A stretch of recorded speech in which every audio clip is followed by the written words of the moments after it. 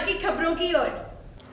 पूरे 72 घंटे के बाद चौधरी कुलदीप बिश्नोई के निवास स्थान से इनकम टैक्स की रेड को खत्म कर दिया गया था। हालांकि व्हाट्सएप पर वायरल हुए एक मैसेज कि सभी चौधरी कुलदीप बिश्नोई समर्थक उनके ही निवास स्थान पर इकट्ठा होकर इनकम टैक्स रेड के खिलाफ धरना प्रदर्शन करेंगे, उसके बाद हुआ यूं कि चौधरी कुलदीप बिश्नोई के हिसार निवास स्थान के बाहर अगले ही दिन बिश्नोई समर्थकों का जमावड़ा देखने को मिला। नारे लगाने के साथ साथ लोगों ने जिला प्रशासन, हरियाणा सरकार व इनकम टैक्स ऑफिसर्स को धमकी भी देनी शुरू कर दी कि यदि 15 मिनट में भव्य बिश्नोई को बाहर नहीं निकाला गया तो वो दीवार फांदकर और कानून का उल्लंघन करके ताले तोड़कर चौधरी भजनलाल निवास स्थान में प्रवेश करेंगे। तभी वहां हड़कंप मच गया। जिला प्रशासन व इनकम टैक्स ऑफिसर्स ने अपने कामकाज को जल्दी खत्म कर भव्य बिश्नोई को अपने साथ लेकर दिल्ली रवाना होना पड़ा। अब इसी रेड व सरकार की मनमानी के खिलाफ हरियाणा प्रदेशाध्यक्ष डॉक्टर अशोक तंवर, राष्ट्रीय मीडिया प्रभारी रणदीप सिंह सुरजेवाला, हिसार से पूर्व विधायक सावित्री जिंदल, कांग्रेसी नेता व कांग्रेसी कार्यकर्ताओं ने कटला रामलीला हिसार में रोष प्रकट किया। कटला रामलीला से होकर कांग्रेस भवन तक जुलूस की शक्ल में कांग्रेस भवन से सावित्री जिंदल के नेतृत्व में भारी तादाद में कांग्रेस के कार्यकर्ता मौजूद रहे। वहां से कार्यकर्ता इकट्ठे होकर लघु सचिवालय तक हजारों की तादाद में कांग्रेसी नेताओं के साथ ज्ञापन देने पहुंचे। लघु सचिवालय के बाहर बैरियर लगाकर काफी पुलिस बल तैनात था ताकि भीड़ को अंदर जाने नहीं दिया जाए। इसी के चलते कांग्रेस के प्रदेशाध्यक्ष डॉक्टर अशोक तंवर, मीडिया प्रभारी रणदीप सिंह सुरजेवाला, कुलदीप बिश्नोई के नजदीकी रहे कांग्रेसी नेता रणधीर पनिहार, भूपेंद्र सिंह कुछ नेताओं के साथ मिलकर 6-7 लोगों को ज्ञापन देने के लिए अंदर जाने दिया। प्रदेश अध्यक्ष डॉक्टर अशोक तंवर के नेतृत्व में डिप्टी कमिश्नर अशोक कुमार मीणा को राष्ट्रपति के नाम ज्ञापन सौंपा गया। पर पत्रकारों से बातचीत करते हुए डॉक्टर अशोक तंवर ने भारतीय जनता पार्टी के दमनकारी नीतियों के खिलाफ आवाज उठाने की बात कही। उन्होंने कहा, अगर किसी तरह की कार्यवाही कांग्रेसी नेताओं पर करेंगे तो कांग्रेसी नेता, कांग्रेसी कार्यकर्ता चुप नहीं बैठेंगे। रामलीला मैदान से लेकर के कांग्रेस भवन होते हुए हम तमाम साथी यहाँ पर पहुँचे हैं।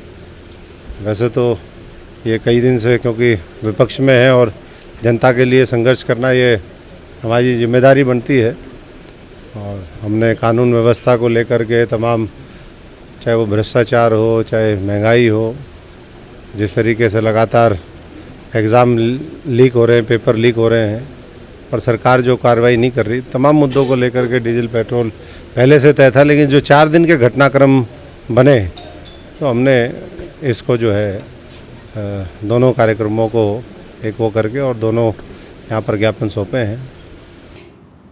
मीडिया से रूबरू होते हुए हरियाणा से प्रदेशाध्यक्ष डॉक्टर अशोक तंवर का कहना है कि विधानसभा चुनाव को देखकर भाजपा सरकार बौखला गई है। इसी बौखलाहट के कारण वो ऐसे कार्य को अंजाम दे रही है। और इस बात को कांग्रेस पार्टी हरियाणा में हर विधानसभा में भी उठाएगी, क्षेत्रों में भी उठाएगी, जिलों में भी प्रदर्शन करेंगे और आने वाले समय में संसद और विधानसभाओं में भी आवाज़ गूंजेगी। किस तरीके से दबाने से, प्रताड़ित करने के माध्यम से, बदले की भावना से वो ना तो जनता की आवाज़ दबा सकती है और ना कांग्रेस जन होगी। जैसे आपने कहा कि सरकार इस तरह के रवैया अपना रही है, क्या कांग्रेस पार्टी को कमज़ोर करने के लिए?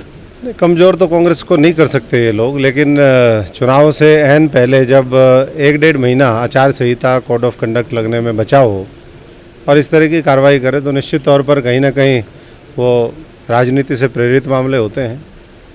और इसी तरीके से जो और नेता हैं, भाई नवीन जिंदल हैं, सबके खिलाफ जो चुनाव से पहले दोबारा कार्रवाई शुरू की है, ये मैं समझता हूँ कि जहाँ तक मामला निंदा का है, निंदा तो पार हो चुकी है, बेशरम सरकार है, तो अब इसको उखाड़ फेंकने का समय आ गया है।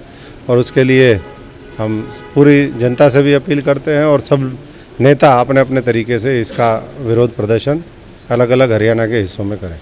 जैसे चौधरी भूपेंद्र सिंह हुड्डा को भी जैसे बुलाया गया, उनको भी आपने कहा था कि स्पीच में आपने कहा था कि इस तरह का मामला है, तो रोहतक में भी किस तरह का प्रदर्शन किया जाएगा? बिल्कुल ज़रूरत पड़ेगी, क्योंकि अभी तो ये ताज़ा ये मामला हुआ है। जहाँ ज़रूरत पड़ेगी, पहले भी हम लोगों ने इन बातों को लेकर के आवाज़ उठाई है, संघर्ष किया है और आगे भी करेंगे। और बिल्कुल निश्चिंत होकर के सारे साथी और मजबूती से, क्योंकि कहते हैं कि जब बाधाएं ज़्यादा होती हैं तो उतनी मजबूती से कांग्रेस जो जन है वो आगे अपनी लड़ाई लड़ता है और राहुल जी के नेतृत्व में लड़ाई हम लड़ेंगे भी, जीतेंगे भी और प्रदेश में भारतीय जनता पार्टी की सरकार को बाहर का रास्ता दिखाएंगे। और वहीं दूसरी ओर कांग्रेस के राष्ट्रीय मीडिया प्रभारी रणदीप सिंह सुरजेवाला ने भारतीय जनता पार्टी की दमनकारी नीतियों को अनुचित बताया। वह उन्होंने कहा कि भारतीय जनता पार्टी प्रदेश व देश के अलग अलग कांग्रेस पार्टी के नेताओं को इस तरह की कार्यवाही कर कांग्रेस पार्टी को दबाने की कोशिश कर रही है।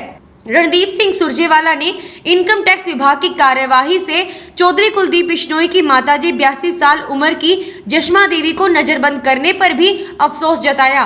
उन्होंने कहा कि भारतीय जनता पार्टी इस तरह से कार्यवाही कर रही है जो कि कतई बर्दाश्त नहीं की जाएगी।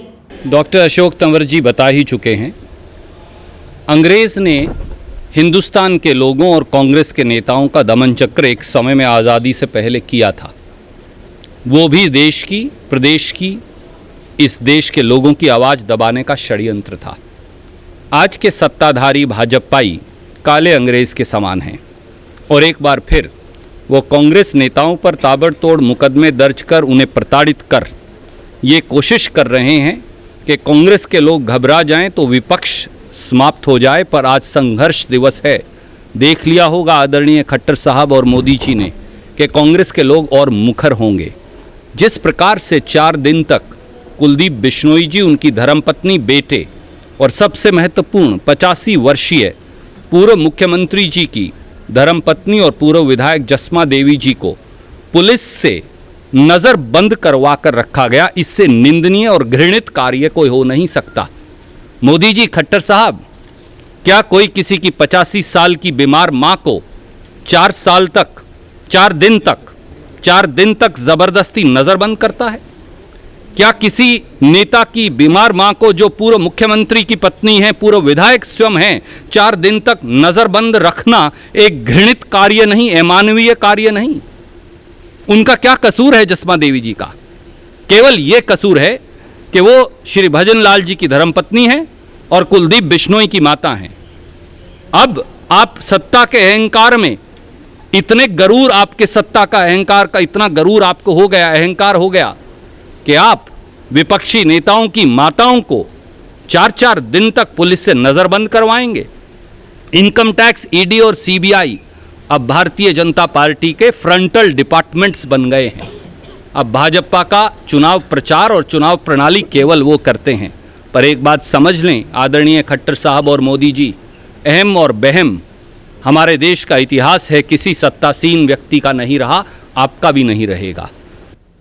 शहर भर की तमाम खबरों की जानकारी के लिए देखते रहिए सिटी बिग न्यूज और मुझे दीजिए इजाजत। नमस्कार।